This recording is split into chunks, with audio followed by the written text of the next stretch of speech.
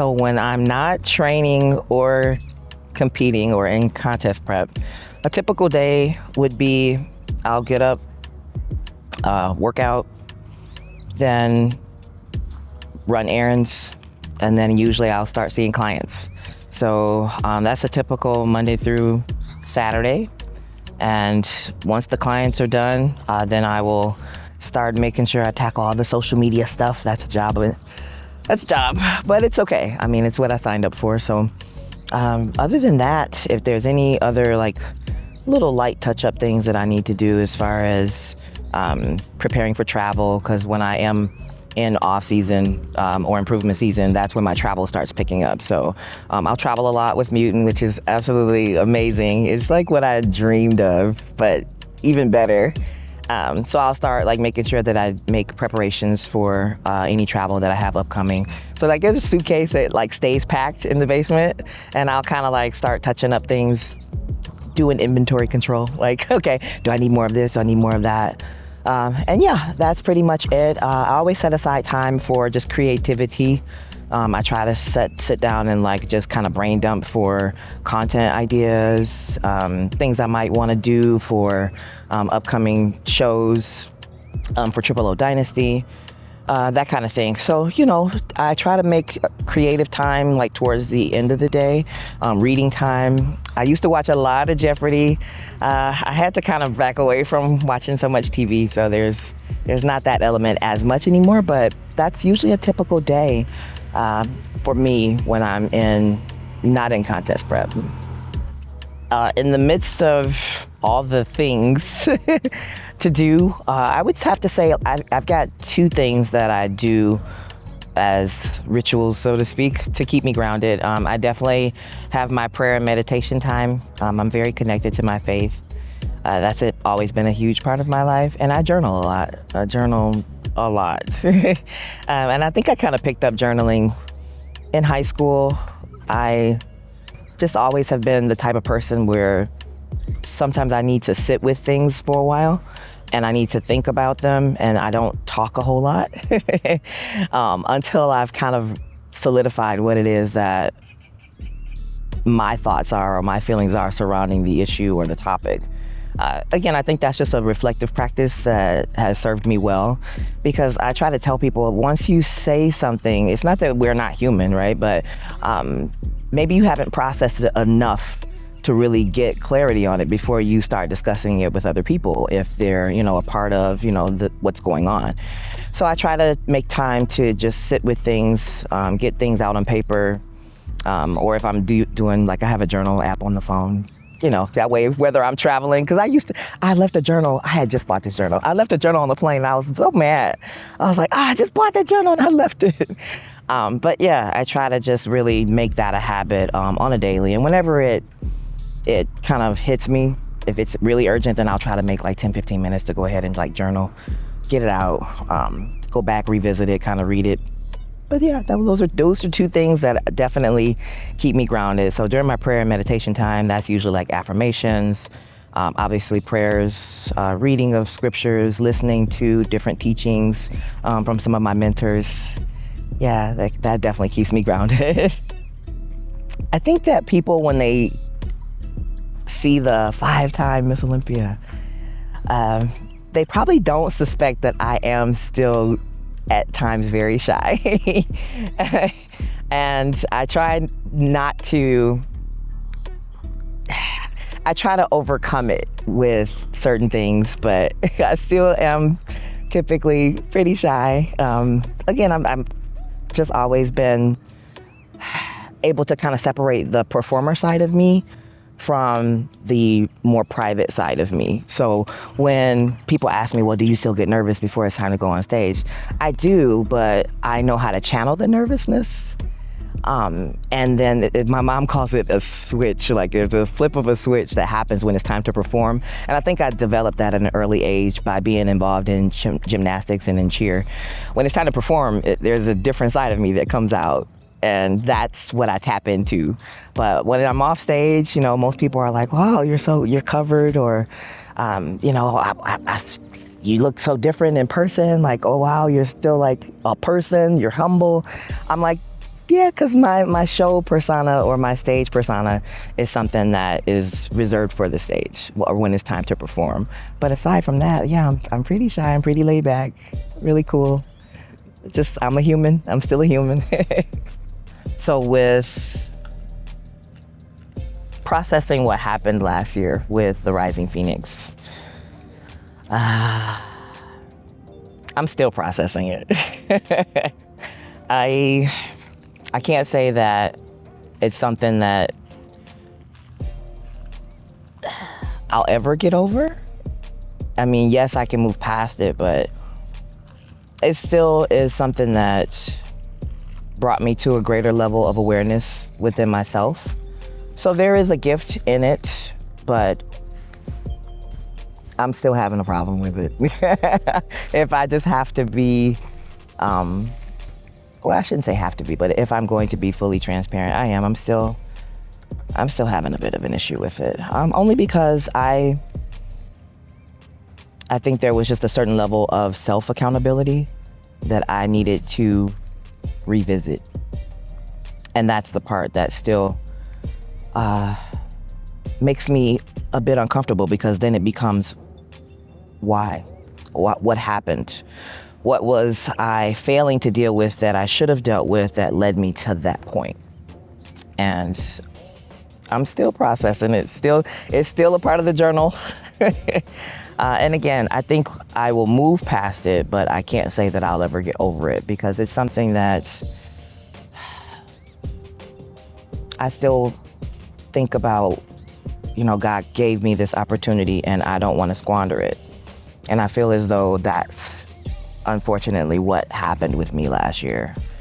I kind of went on coast, went on autopilot, kind of shifted some things, and I should have been much more diligent about staying on top of things the way that I'm used to doing, checking all the boxes, setting certain goals, setting certain, milestones. And I got back to that, but I wish that it would not have had to be that experience that brought me back to that. But, you're human, so there's a grace that's given, but at the same time, I'm still very emotional about it, because I know that I'm better than what I delivered at that show. So this Rising Phoenix is very personal, very, very personal. And I keep telling myself, I have to get back to what I'm used to doing when it comes to holding myself to that fire. God created this avenue for me to be able to compete and do what I love at a high level. And when I was working full time, I wanted nothing more than to do what I'm doing right now. So I have to make sure that I completely stay locked in on that. Because, as much as I enjoyed working at my last job full time, it was great. The salary was decent. It helped a lot of people, but it wasn't where my heart was. So this is now, okay, my heart's in the right place, my focus is in the right place, and I have to keep it there. Oh my goodness, the things that I've learned as lessons throughout the bodybuilding career have been extremely pivotal in my adulthood. So things that I've learned about time management, stress management, being able to shift priorities, being able to be more focused on how I'm showing up, especially in relationships. Boundaries is a huge aspect of this lifestyle. So learning how to set boundaries with family, with friends, with fans, that's been a huge part of, and speaking up about it, of the journey. So I think that without bodybuilding, it almost forces you to take a look at those things and say, okay, how am I going to make sure that I'm moving in a way that serves the goal, but still puts me in a position to be fruitful and prosperous in what's important over here. Because at the end of the day, I see that some people totally disregard like relationships. And that's not, I think, what bodybuilding should be inclusive of. So when I say that, I mean, some people say, oh, bodybuilding is a selfish sport. In some aspects, yes, it is, but it shouldn't be selfish to a point where your family and friends don't understand. I got to step away for 4 months.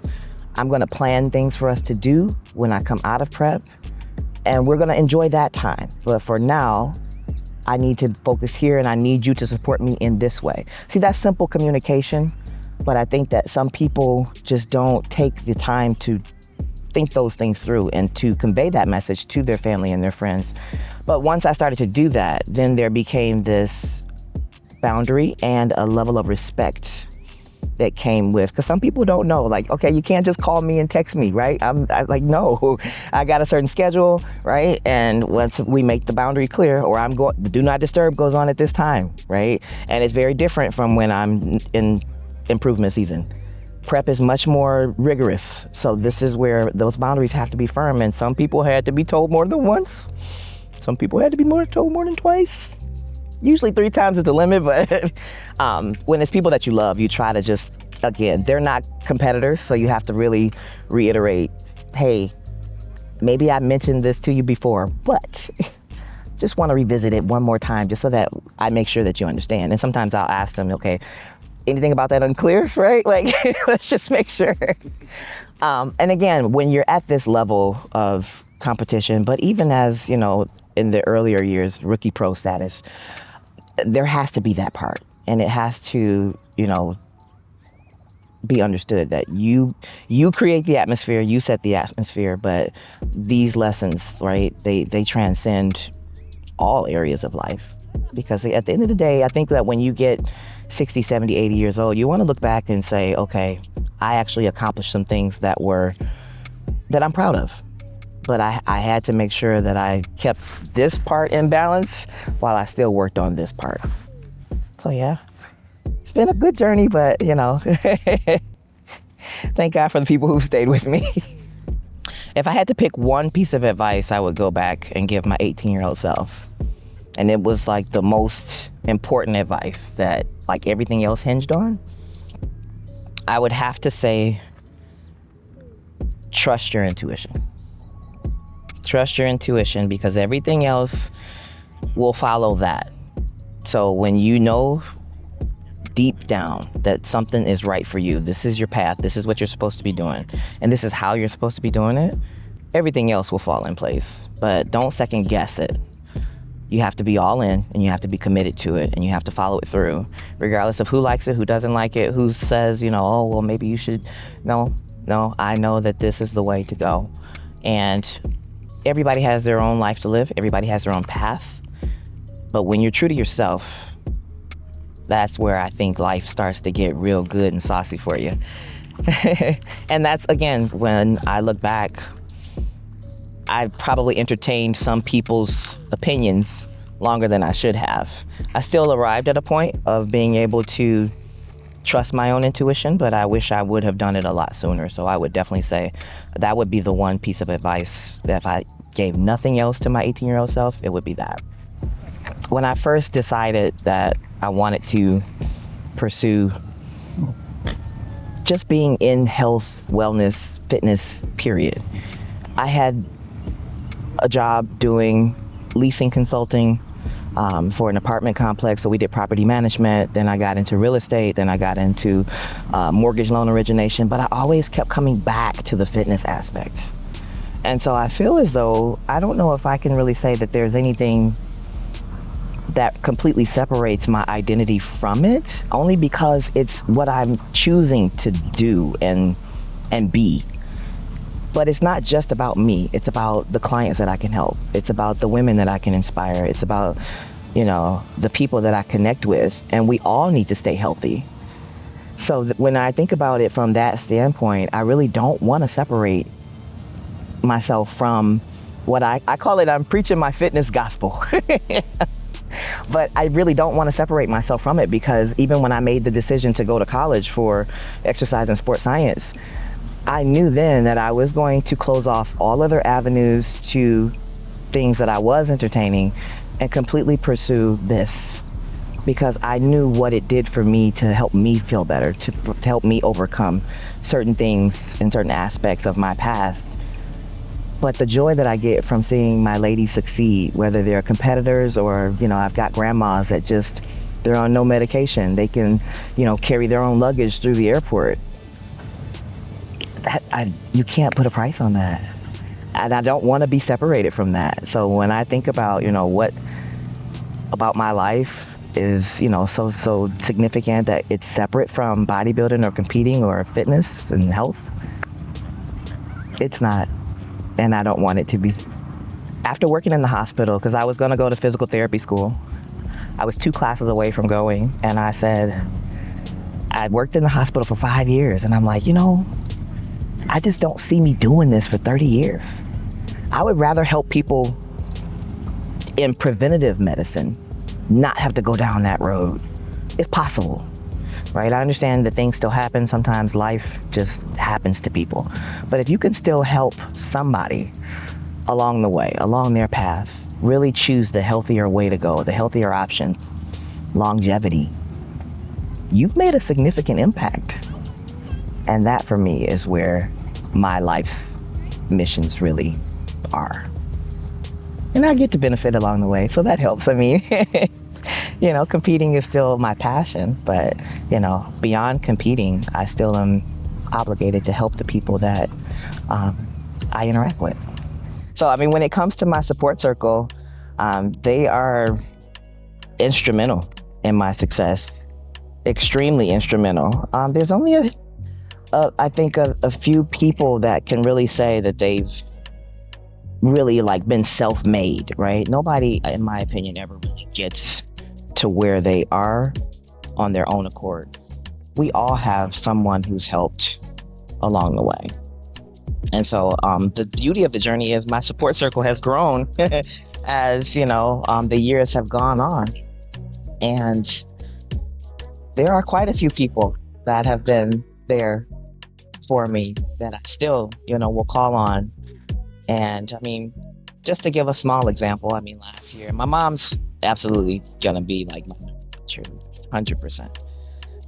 But last year, after the Rising Phoenix, I relied and leaned a lot on Linda Murray, Miss 8-time Olympia for female bodybuilding, Sydney Gillen, who's also my posing coach, also 8-time Miss Figure Olympia, my coach, Damian Segovia, right? And that became a huge part of getting through that time.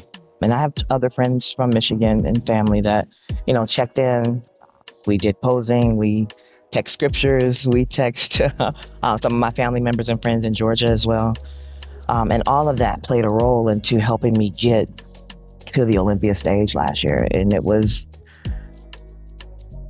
something that I'll never forget. But yeah, those people, they become very instrumental in the success. And other people in the bodybuilding community have reached out.